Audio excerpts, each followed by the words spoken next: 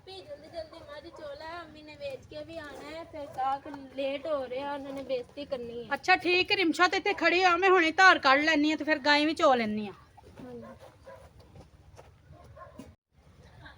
ਰਿਮਸ਼ਾ ਦੁੱਧ ਚੋ ਲਿਆ ਮੈਂ।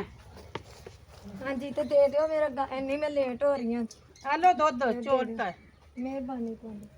ਚੱਲ ਫਿਰ ਆਪਾਂ ਵੀ ਚੱਲੀਏ ਆ ਜਾ। दूध ले लो दूध दूध ले लो दूध दूध ले लो दूध दूध ले लो दूध दूध दूध ले लो दूध दूध ले लो दूध दूध ले लो दूध दूध ले लो दूध भाई दूध ले लो ਦੁੱਧ ਵਾਲੀ ਆ ਗਈ ले लो ਅੰਦਰ ਲੰਘ ਗਿਆ ਅੰਦਰ दूध ले लो दूध ਓ ਅੰਦਰ ਲੈ ਆਓ ਦੁੱਧ ਅੰਦਰ ਲੈ ਆਓ ਦਰਵਾਜ਼ਾ ਖੁੱਲਾ ਅੰਦਰ ਆਇਓ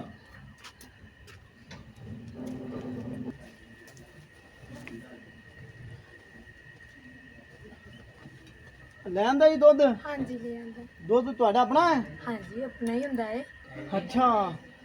ਦੁੱਧ ਤੁਹਾਡਾ ਆਪਣਾ ਹੈ हाँ जी अपना है ਦੁੱਧ ਵੇਚਦੇ ਹੋ ਤੁਸੀਂ हाँ जी बेचते हैं ਦੁੱਧ ਕਾਲਾ ਹੈ ਕਿ ਚਿੱਟਾ ਹੈ ਦੁੱਧ ਤੇ ਚਿੱਟਾ ਹੀ ਹੁੰਦਾ ਹੈ ਕਾਲਾ ਥੋੜੀ ਹੁੰਦਾ ਹੈ ਅੱਛਾ ਹਾਂਜੀ। ਤੁਹਾਡਾ ਦੁੱਧ ਆਪਣਾ ਹੈ ਹਾਂਜੀ ਅਲਹਮਦੁਲਿਲਾ ਆਪਣਾ ਹੈ ਅੱਛਾ ਅੱਛਾ ਹਾਂਜੀ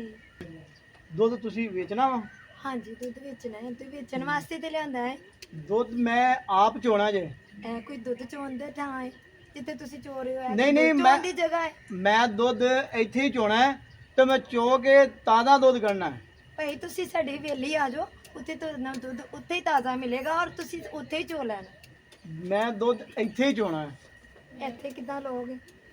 ਤੁਸੀਂ ਦੁੱਧ ਦੇਣ ਵਾਲੇ ਬਣੋ ਤੇ ਕਰਨਾ ਮੇਰਾ ਆਪਣਾ ਕੰਮ ਹੈਗਾ ਮੈਂ ਦੁੱਧ ਉਹ ਆਪੇ ਤੁਸੀਂ ਕਰ ਕਿਸ ਤਰ੍ਹਾਂ ਲੋਗੇ ਉਹ ਤੁਸੀਂ ਕਿਸ ਤਰ੍ਹਾਂ ਦੁੱਧ ਚੋਗੇ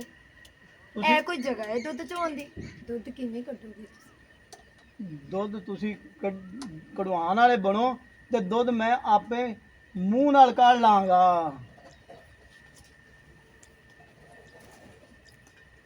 ਲੱਖ ਲਾਨਤ ਹੀ ਤੇਰੇ ਤੇ